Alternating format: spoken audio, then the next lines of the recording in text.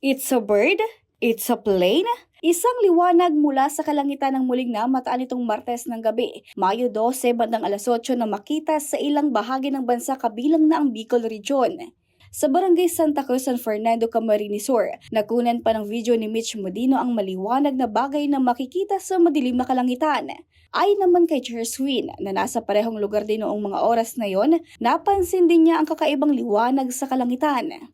Aniya sa unang tingin ay mukha itong eroplano, pero kakaiba umano ang hugis nito at mas maliwanag kaysa sa mga karaniwang nakikitang sasakyang panghimpapawid sa gabi.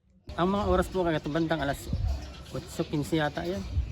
Tiripon po kami dyan sa Kubo. Restaurant ka sa mga barkada. Yung saro kong barkada, nagsaging baga tumaihi. Tapos nagsasabi, UA po daan. Tapos girilingan na kami naman sa libod. Hindi man ang gadyaon parte dyan. Maliwanagon garo baga itong ano. Pero talaga spaceship. Na, tayo maintindihan kung UA po ano. Yung wala po tata. Ngaranasan, nagbiridyo na sinda dyan.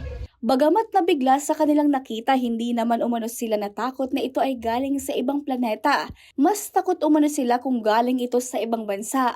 Kung anong klaseng itong object na ito, kung rocket ba ito kan China o ano, dahil aram, takot talaga ta. Malay mo ba maghugpa yan isa to. Ayon sa Philippine Science Agency, posibleng space jellyfish ang namatang liwanag na dulot ng paglulunsad ng Long March 6A rocket ng China.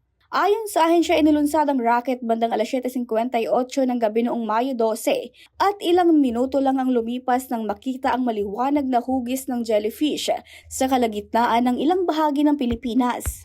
Tinatawag na space jellyfish ang ganitong phenomenon kapag naiilawan ng sikat ng araw ang usok mula sa rocket habang madilim na sa kalupaan, kaya nagmumukha itong makulay at tila dikya sa langit.